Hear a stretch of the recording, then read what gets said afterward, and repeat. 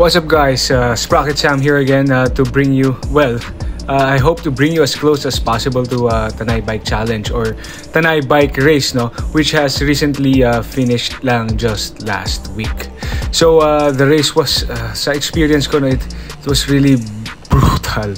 One of the most brutal, no, that I joined na karera, no. I participated on the 70 kilometer category, no. Okay, so so the 70 kilometer category had first parts are full skills, no. Skills kasi may rock garden siya. Sobrang dami niyang river crossings all throughout, no. The first 20 kilometers, I think 16 or 15 river crossings ang tinahak natin. And then comes the climbs. So there are 6 major climbs, 5 major climbs, sorry, and 1 makunat sa simula na climb that we will break down here isa, no. So sa gitna, nandun tayo sa langit-langitan or madilay-dilay. Ganun din, medyo tech din yung lusong niya. So kung medyo hindi ka pa sanay sa MTB, gravel, no, mas hirap. Hindi siya basta, no. Okay, so dito bago pa kami pinakawalan, we could see DBB or the race director giving us directions and race briefing, no, for the 70 kilometer mark. Apparently, we were required to do 3 checkpoint marks. So titigil namin yung bike namin doon, mamarkahan. I think yung una sa may Mamuyaw, susunod pag exit sa langit-langitan, and then pangatlo sa may Cuyambay. Now, those are very important and those are rules, and I want you to remember that kasi the results really mattered on that one, no? So makikita natin kanina. So minove ng konti yung pakawala, no? It was supposed to be 5:30 kaso wala pang araw. So ginawa namin 5:45 for the safety of all riders. So ako sumisipat-sipat na ako. Sine-check ko na sino yung mga magkakalabang ko. Medyo nakaka-rattle, no, because I've seen a lot of faces na alam kong malalakas. At laro XC talaga, no, marami. I didn't expect it to be that many, no. So eto na, pinakawala na tayo. Of course, lagi naman yan on every races there will be this initial surge, no. So yun si Jello ni Rosso, kung kilala niyo siya, nag-surge na. I'm showing the stats now so you could see how it goes, no. So I'm seeing about 15 guys in front of me surging, of course, trying to leave the punch behind, no. So ganyan naman talaga sa halos lahat ng races, no. If you're familiar, we're trying to drop everyone matibay para konti na lang. So yan, 250 meters pa lang yung lumalagpas.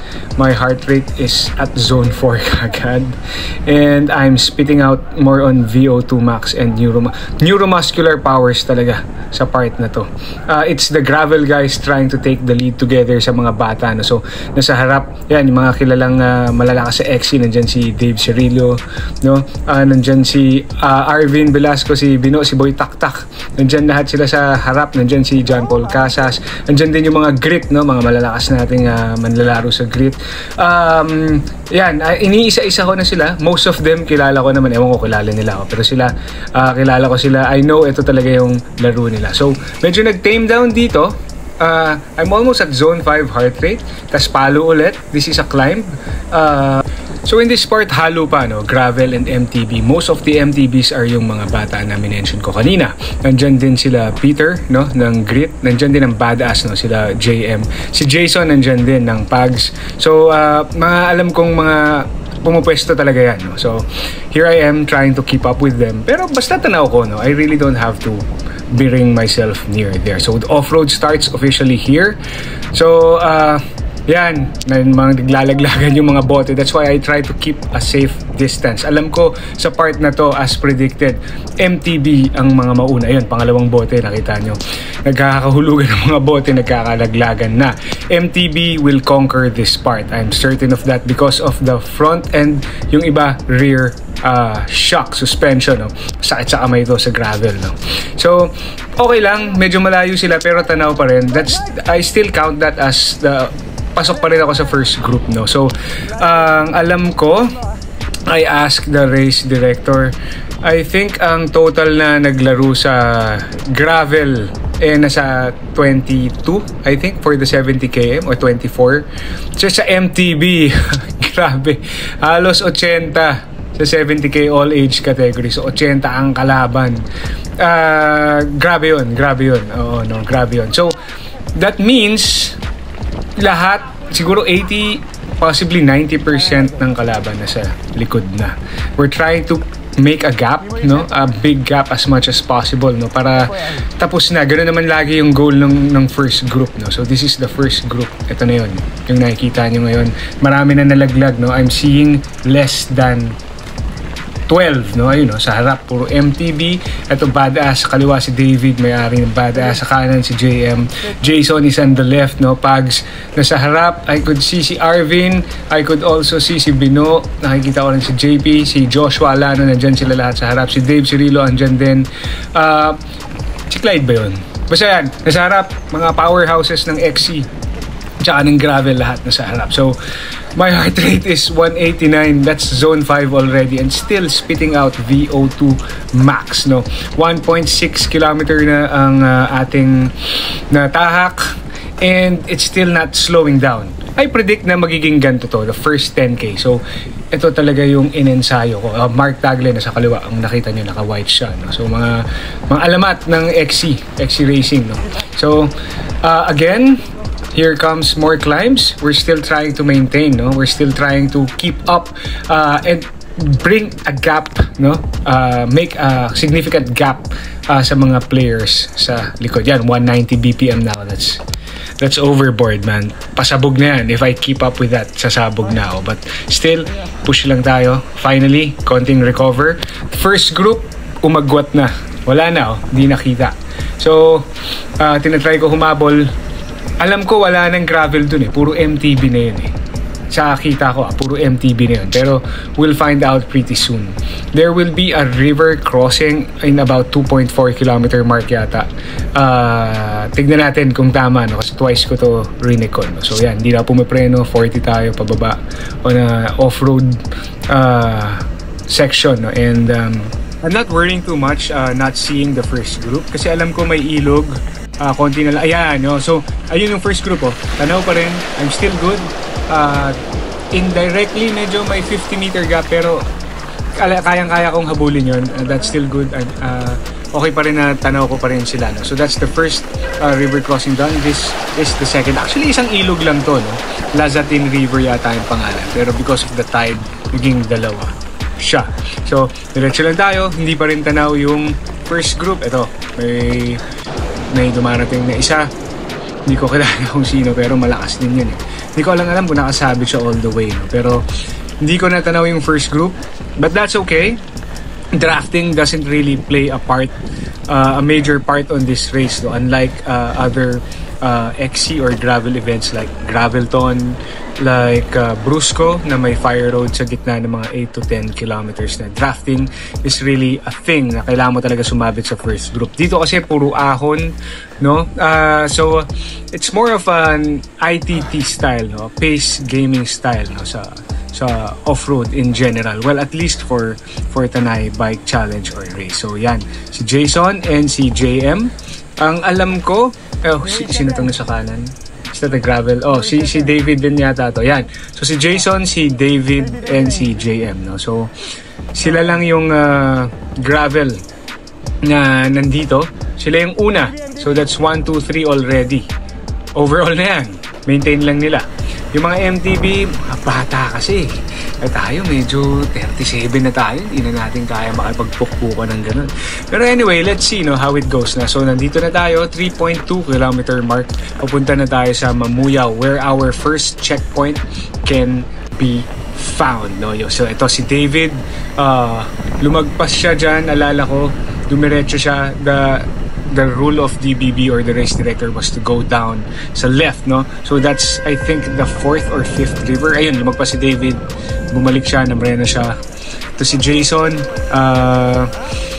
medyo, alam niyo naman, pag gravel, no? Sa mga ganitong sections, hindi sila ganun kabilis because of the narrower handlebar and the tires, no? So yan, medyo nakakat niya ako. Minahan ko na siya. So I resumed the camera doon na sa may checkpoint sa Mamuyao. Ayan na. Pabalik na tayo, no? That's 5.9 kilometers, puro kalsada. So sa kahabaan po nito, makikita nyo, ayan pa yung mga iba nating riders, no? So pasalubong. Yung checkpoint kasi may ginagawa na kalsada doon, we weren't required to go around already Mamuyaw, no? Or yung town doon, no? Parang tumbukan na lang tas U-turn na to have the first mark on our race number check. So basically bumabalik lang tayo kung saan tayo lumusong kanina, no? So we're seeing a lot of players, no? Papunta pa lang. So yung first group hindi ko na tanaw, hindi ko na alam. To si Peter, no, ng Grit.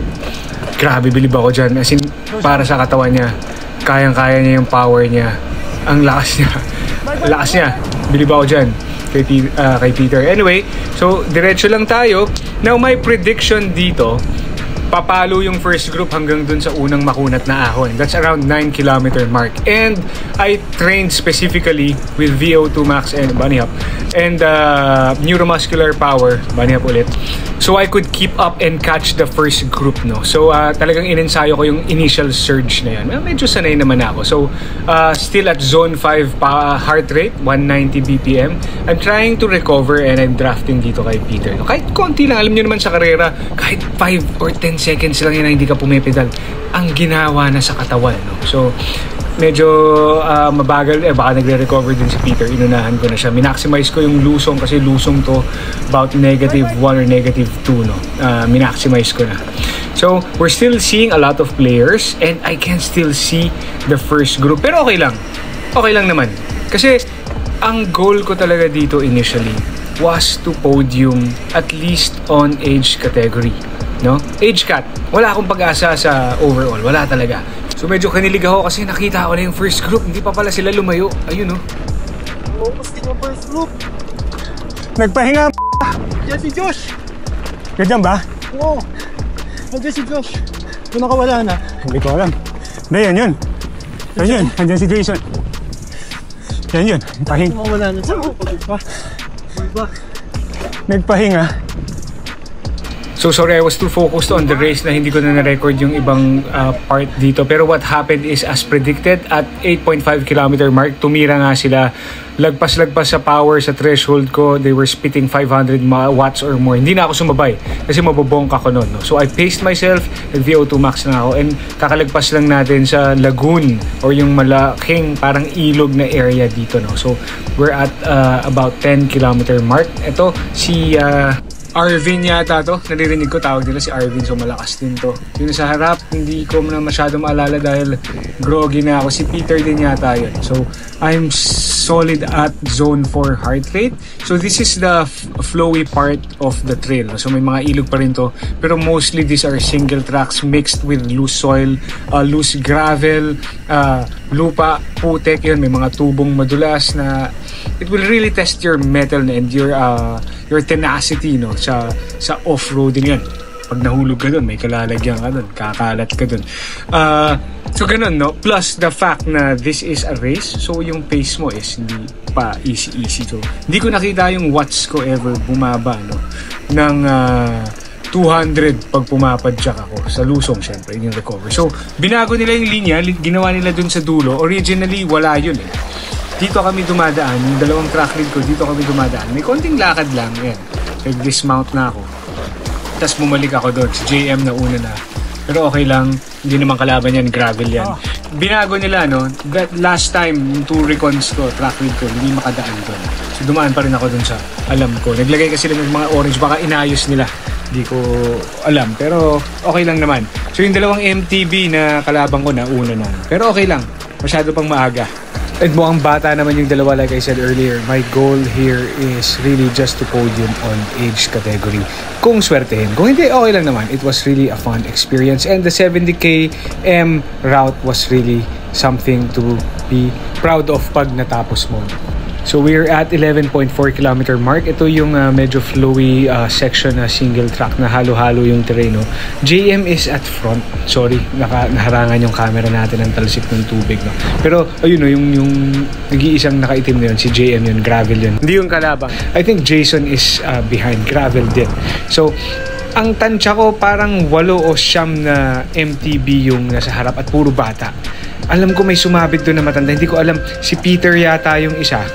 at this time, no, hindi ko pa alam kasi yung age cut ni Peter, no, ng grit, no. Iniisip ko kalaban ko siya. So sabi ko okay lang kung mauna siya, di siya sa age cut. Second ako, okay lang, podium pa rin. So yun yung iniisip ko all throughout. No? So ito yung isa pa nating river crossing. Linakad, hindi kasi namin na bike to. So si sir na naka Blue Elib ako. Never, walang nakaride sa amin dito sa ilog na to nung dalawang track rig namin. So entering the first very rocky part, no. Ito na yung pinaka-rock garden ng unang section. So yun, si Jason nga nasa likod and nasa right si David. We've got also a lot of 2 or 3 more people sa likod pero puro MTB. For the gravel guys, si Jason, si David, tsaka si JM are still on the lead as the overalls. So good for them. So for dito, hapyaw na lang yung nakikita ko sa first group. No? Yung tipong pagpasok ko dun sa kanto, makikita ko lang sila 2-3 seconds tas wala na. Ganun na yung agwat, no? So medyo nakakabahala na yung agwat na yun. So this is the section parang town proper, parang bayan nila to sa ano, no? I think this is part of Laiban o Daraitan. Basta ito parang town proper nila. Still pukpuk pa rin. Heart rate is at solid zone 4 pa rin at 183. I haven't explained to you guys pala yung magiging race strategy ko dito ngayon. So might as well explain it to you. So ang race strategy ko talaga was initially to join or sumabit sa first group until 9 km dun sa unang makunat na ahon. 70 km guys na nanonood, alam niyo yun. Yung unang makunat na 300-400 meters bago dun sa lagoon area na maluwag. Alam ko, and yun nga yung nangyari. Dun sila nagpagpagan. 600 watts ang binabato nila. Hindi ako, sabi ko, pag sinabitan ko to pare, sabog na ako, nabonk na ako, baka kalagitnaan maubos ako. So I let go. Okay lang naman. Okay lang kasi ang goal naman natin initially is age cut, hindi naman overall. So yun yung naging race strat natin. I plan to do a negative split. So yung mga unang climbs, high tempo ko lang or upper zone 3 of power or heart rate. And pagpasok natin sa madilay-dilay or langit-langitan, no choice naman talaga tayo dun. Tayo ay mapapa zone 4, possibly 5 pa nga, no, dahil sa kunat ng lintik na yun. Tapos yung Daraitan climb is still zone 4. I'm going to empty the tank sa Cuyambay, Dagat-Dagatan and Jamboree. Last parts, yun ang plano ko. So negative split. Anyway, at 14.8 km mark, naligaw ako, dumiretso ako. Masyado ako maraming iniisip. Masyado ko iniisip ilan na yung nauna sa akin. Masyado ko iniisip paano ko hahabol sa first group. No? So, ayan na. Tropa naman to at hindi kalaban. That's Jason and JM. No? So far, alam ko sila yung gravel lang na nauna. So, I'm looking at your overall top 1 and 2 guys on gravel category. Yan na sila. So tuloy lang tayo sa flow. This is the flowy part, pero we're about to exit the technical part of the first, I think 18 or 19 kilometers of this route. Yung pinaka-tech. Susunod na medyo technical yung sa madilay-dilay or langit-langitan, which is about at I think 30 kilometer mark. So, sobrang kunat na ahon, wawasakin ka muna nung ahon, sisirain muna lahat ng pangarap mo, tsaka papalusungin ng mga negative 20. So, thankful ako. Thank you, God. Thank you, Lord God, hindi umulan ngayon. Ika nga nila, yung langit-langitan na yun, from mild to wild, just add water. Yes. So, at 15.8k mark tayo ngayon dito. Kasama ko pa rin yung mga gravel boys. 4 kami, no? It's me and the 3 gravel guys. Si JM, si David, both badass, tsaka si Jason, no? So this is the rock garden part. Of course, lamang ang MTB dito, iniwan ko na sila doon. Nagsastruggle sila with their 40 and 45C tires. Tayo, naka 2.2 tayo, ramdam natin yung lamang natin dito. So dito tayo pupukpok. So far, sa part na to, parang may nakita ako na naka-green na helmet, si Arvin yata yun. Pero saglit lang, ganun ulit, no? Buntot lang, tas nawawala na. Lumalayo na talaga. Okay lang. So, we're still at zone 4 heart rate, solid. It's already 6:30, meaning pumupukpok na tayo ng more than 45 minutes, no? Good luck, gravel. Rest in peace, Hans. Okay, 16.8 km mark. This is the last river na hindi kaya bikin. Hindi ko makakalimutan to dahil dito sumemplang si Ivan, teammate ko, na nawasak yung tuhod niya. So, lakad talaga dito sa section na to. Anyway, further down this pebbly rocky road is the Laiban Dam, and shortly we will reach yung parang bayan nila, no, na may tulay. Alam mo, dumaan nga ako dun sa tulay na kahoy, hayop na yun. Gumawa pala sila ng shortcut sa kanan. Ang dami nilang binago. Though, sinabi naman nila sa disclaimer that the race director can change minor parts of the route for the safety of all. So, I have no problem with that. Andito na tayo dun sa bayan na sinasabi ko, pagpaakyat dun sa maliit na ahon, no, 17.6 kilometer mark, no? Yes, so magsisimula na yung unang malaking ahon. Technically, this is number 2 climb, pero the first one, no, being yung unang 400 meters na makunat bago yung lagoon. But this is the legit first long one, no? So that's solid at 18.6 kilometer mark. Okay, so I'm still with the gravel guys. I've got JM, I think, on the left. Yes, yan. Si parang JM. Shortly sa likod is Jason, no? So this is the first climb, and as a negative split strategy, my initial goal here was to just pace this climb. Mahaba to eh. Parang mga nasa 4 kilometers to off-road and road, no? Mostly off-road though.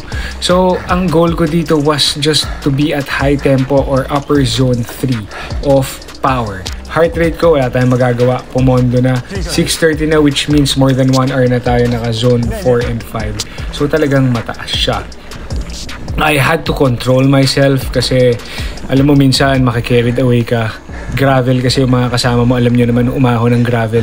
Maliban sa mas magaang yung bikes nila, mas manipis yung gulong nila, mas less yung ngipin, and mas efficient sila dahil yung fork nila rigid. So, geometry din, etc. Everything adds up to a faster bike, especially on climbs.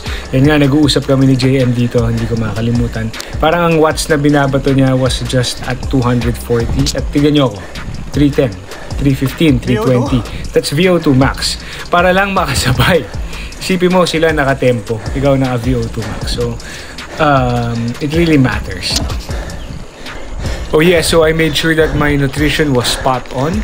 I'm taking about 90 to 120 grams of carbohydrates per hour. 1 salt stick per hour, which holds, I think, about 4,000 to 5,000 grams of sodium. Yeah. And at the start of each climb, I made sure that I took cramp fix shots, no? Para siguradong hindi ako pulikat. Hindi pa naman ako nakakaramdam ng pulikat, pero it was my preemptive, no, to take. Para inuunahan ko na. So, inaalo ko sila pero goods pa daw sila, no? So, we continue. Congrats sa top 1 and 2 overall. Walang gravel dun. Yeah, so I was saying congratulations to the two kasi wala naman ng gravel sa first group. Sila na yun, no? And clearly, hindi kaya sumabay ng MTB sa gravel, sa ahon. Masyadong mataas yung watts na kailangan ko para dumikit. So, bumigay na ako, no? I'm at around 240 to 260 watts, which is my tempo power, no? Maintain ko lang yun. Tignan mo, pero umaagwat sila. Diba? Lumalayo pa rin sila. So, nasa bike niyo yun. Si Jason, alam ko FTP niyan. So, si JM. So, mga tropa ko yan eh. So, alam kong nasa bike na yun. Anyway, wala na. Hindi ko na natatanaw yung first group ng mga mountain bike. Hindi ko na rin alam, no, kung ilan sila. Pero I think sa bilang ko, no, kung if my memory serves me right, there were about 7 or 8. No?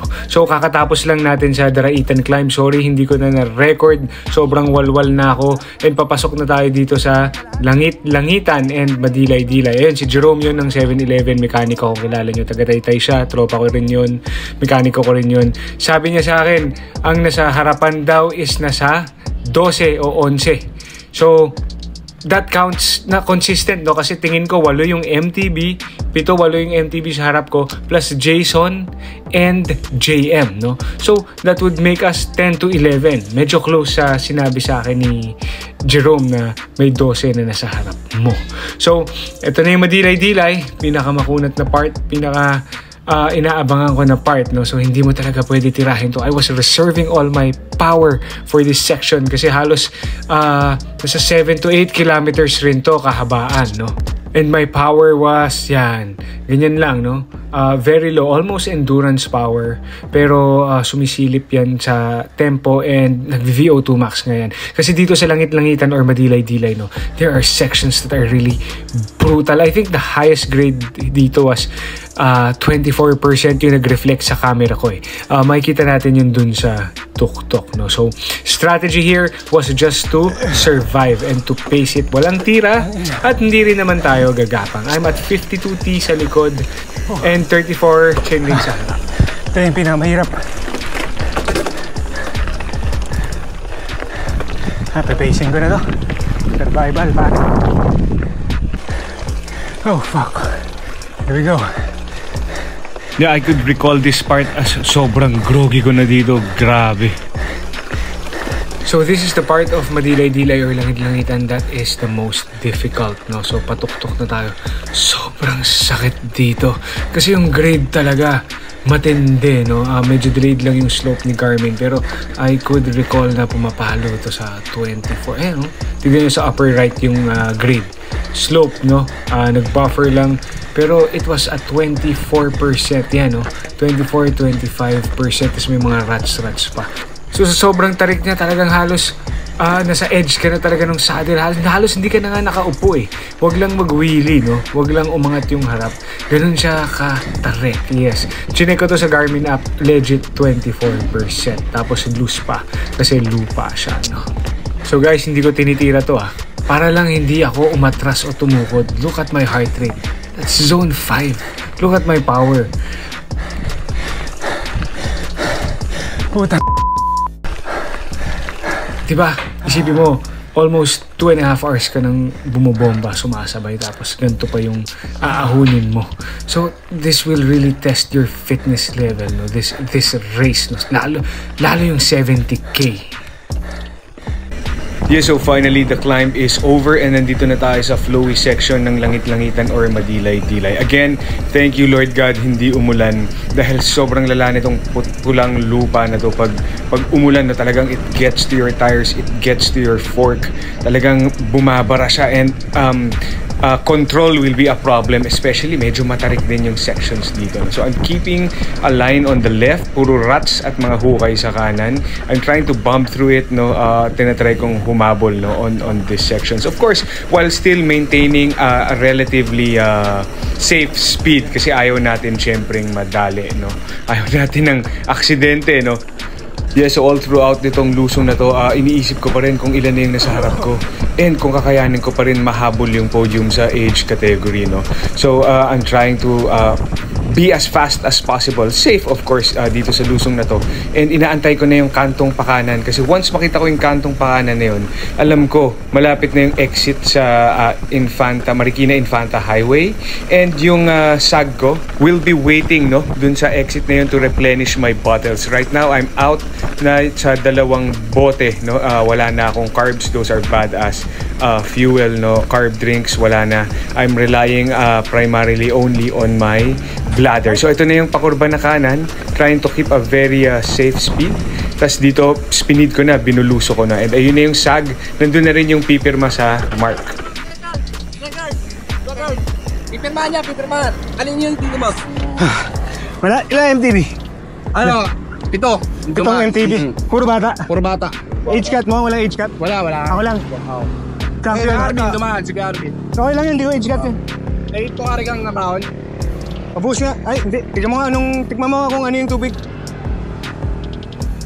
Ito, tubig boss. Ito, wag na.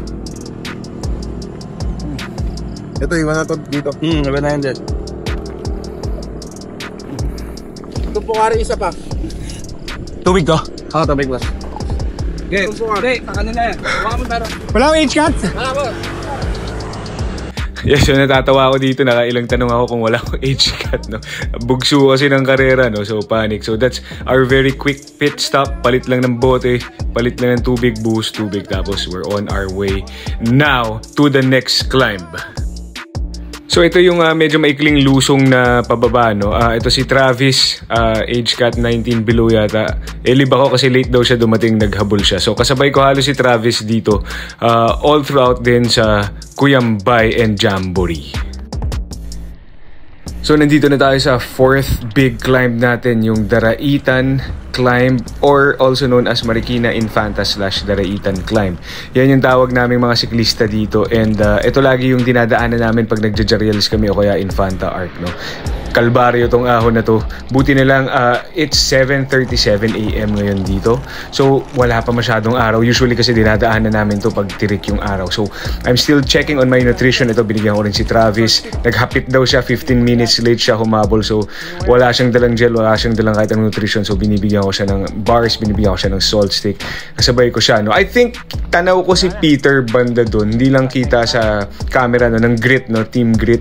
Natatanaw ko si Peter doon kaso umaagot-agot, tumatayo-tayo. Sabi ko, wow, lakas, may pantayo pa. Dito medyo survival mode na ako. I'm trying to keep my tempo pace pa rin as planned, no. So ayan, makikita niyo yung watch ko.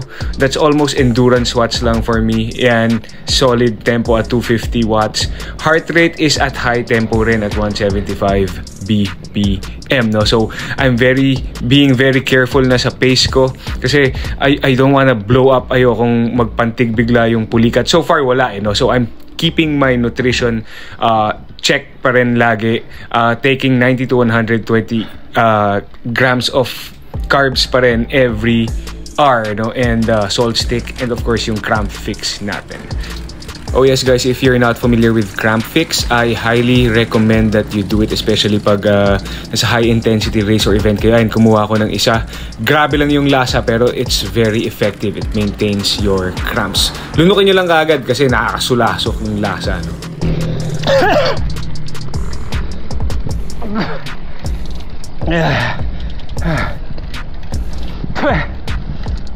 Oh, di ba? Masuka-suka ako sa lasa. Sabi ko sa inyo, grabe lasa yan. So sa kabaan ng ahon, naabutan ko na rin si Peter ng Grit, no? Sam, Lakas. hira. Ikaw malakas, bro. Grabe. Tangina. Para sa katawan mo, lakas mo. Ano ka na, Sam? Age cut yata tayo. Hindi. 40 ka ba? Oo. 40-49 ka? Oo. Tangina, di pa lang kalaban to eh. Halika, tulungan na tayo. 30-39 ako. Lakas mo, bro. Para sa katawan mo, lakas mo. Hindi. Pwesto na yan, bro. Si Bino lang nasa harap, di ba? Ano si Arvin? Yeah, so I'm greatly relieved to know that Peter of Team Grit, no, is not on my age category. He's at 40-49. So, kahabaan nakikita ko siya, ang lakas, tumatayo-tayo pa, kala ko kalabang ko. Hindi naman pala. So, wala pa rin tayong threat sa age cut podium natin, no. Nag-corpo na kami dito, nagtulungan na kami, nagkwentuhan na rin kami. And yeah, we spoke about how we will be conquering Cuyambay, no. So, nandito na tayo ngayon sa Sampaloc, turn left, no, at papasok na tayo sa may Daranac Falls to continue the race sa may Cuyambay, and that would be the final part, no? Like I said earlier, the strategy was to maintain relatively a high tempo pace, a little threshold, no, on parts that are unavoidable, and finally empty the tank sa may gitna dito sa Cuyambay, and finally all out tayo sa Jamboree, provided na kaya pa at hindi pa nagpupulikat yung ating mga legs tsaka calves, no? 40-49 ha? Tangina, huwag tayo maglalaban ha? 30-39 lang. Baka talaga? Gokot ko siya. Tangina. Ito magkapang mo. Okay, so dito sa may dagatan climb towards sa Cuyambay, naabutan na tayo ni Kuya Mark Tagle, isang alamat sa XC Racing, no? And together, we're all approaching the final part of this race. This is Dagatan Climb / Cuyambay, and this is the final climb. This is about 9 kilometers long, and ito isa sa mga pinaka-brutal na part nitong race na to. Not because of its very steep grades, no, and sections, kasi may sections dito, dalawa, 20 and 24%, but because nasa dulo na tayo, no, wasak na tayo, yung hita natin has considerable damage already, pero hahataw pa rin tayo, kailangan pa rin nating pumiga, which makes it difficult, no? It's not actually the terrain, kung makikita nyo, naka-grade na, smooth na, kahit nga yata road bike uubra sa section na to, no? Pero yun nga, because pagod na tayo and yung grade masakit, medyo ramdam na natin yung singil. So si Travis bumabomba doon. Andito na tayo sa part na medyo technical, malalaki yung bato. Si David humabol lang din yan, Team Badass.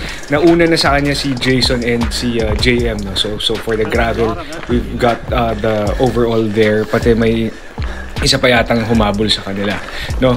So I'm trying to just contain myself and maintain a good pace, kasi sa totoo lang malapit na nagbabadya na yung pulikat ko sa kaliwa, sa kaliwang binti tsaka hita, no? Ramdam ko na. So mayroon lang talagang mga sections like dito, no, sa solid Kuyambay na napakakunat. Ito yung pagkatapos ng pangalawang ilog, no, na kahit anong gawin mo, talagang mapupuwersa ka sa kakunatan nito, no. Pero like as planned, no, may tira pa naman tayo sa gas tank natin. Ang nangyari dito, hindi ko na lang talaga na video, no. Marami akong natsambahan na naunahan dito, and that includes also yung mga ibang manlalaro na kasabay ko kanina papunta dito. I think 3 sila eh. Kasi pagdating dun sa Jamboree, yung last part, palabas na po ng Marilaki Highway, no, nag-empty the tank talaga ako. Inubos ko talaga lahat. Halos pulikatin ako para mag-create ako ng gap dito sa mga grupo. Tsaka may mga naabutan pa ako in the process, no. So, negative split talaga is key, no, sa mga gantong klaseng karera na parang ITT and pace ang strategy na magiging effective. Too bad I wasn't able to record lang kasi nakafocus ako sa race, of course. So ito, palusong na tayo sa Marilaki Highway, no? Papasok na tayo dun sa lusong sa finish line.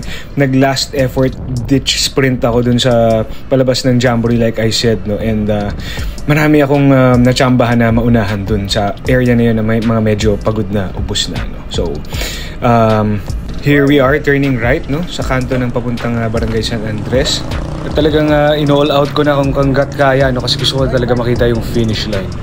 So long story short, I was still not expecting the result, no, but after careful deliberation on time finish and on the rules set by our race director, specifically on the checkpoint markers, no, yung diniscuss niya sa simula ng karera, I was able to place 5th overall on the 70-kilometer MTB category. So parang dream come true. I was just aiming for an age category podium, pero thank you God, thank you Lord God na pinatikman niyo ako ng 5th overall sa isang karera na napakatindi. Kasi pare, yung mga kalaban dito, lalo sa 70 km MTB, no, puro class S halimbaw at mga mamaw sa XC tsaka sa gravel races talaga. Mga idol ko yan, even yung mga nag-place and champion sa age cut, no, grabe. Sobrang tindi ng yung maglaro, magtiis. Ang dami ko na naman bago natutunan, ang dami ko na naman bagong experience. Sobrang intense nung karerang to. So 5th overall tayo natapos. All glory to God. Thank you to Lord B of BYBS team ko, and thank you for DBB sa karerang napaka-intense. So 11:30 AM nandito tayo ngayon sa saan ko? Alapap? Mount Alapap. Kasama ko si Boss T, Dennis, mga chicks natin sa likod, Isam, tsaka si Gia. Yan, mga chicks yan. Kasi mga bayabas sa likod pa. Yan, kita nyo. Busy sila. So, ongoing yung awarding. Thankful tayo na nakachamba ng overall 5th. And brutal yung ruta, pare. Grabe yung 70k, no? Ito si Ivan tsaka si Dennis, 70k. Sobrang hirap. It's one of the hardest race. Hirap pa sa Bruce ko para sa akin. Shot lang kami dito. Cheers. Cheers. Ito si JM, 3rd overall sa gravel. With David, champion. No, what's up? 4th place after JM. But he fell. No, he beat me clear and square. Whatever. Yeah, he's the owner of that. Like, Buy badass from him. Excuse. Buy badass from him. It's effective, diba? Congratulations. Yeah. So I'm just setting the record straight. So we're just finishing the awarding here. Sobrang ganda ng race. Yeah. You can take the seat. So masaya yung ruta. It was an enjoyable race. I enjoyed it so much. For me, maski si David races at Unbound, pati sa Australia. The terrain of Tanay Bike Challenge, lalo yung Daraitan, the first 20k is world class according to Dave. Sobrang ganda. No, if you're not in it to podium or ano, just try it, just finish it, you know. Enjoy it. Sobrang sulit siya. I would recommend this race and I will always be joining this race kasi napakaganda. Yung overall experience, yeah, solid siya. Okay. So, thanks guys. And I hope you and I learned a lot from that race. Lasing na. What am I saying? Bruh. So yeah, thanks guys. And I'll see you next time.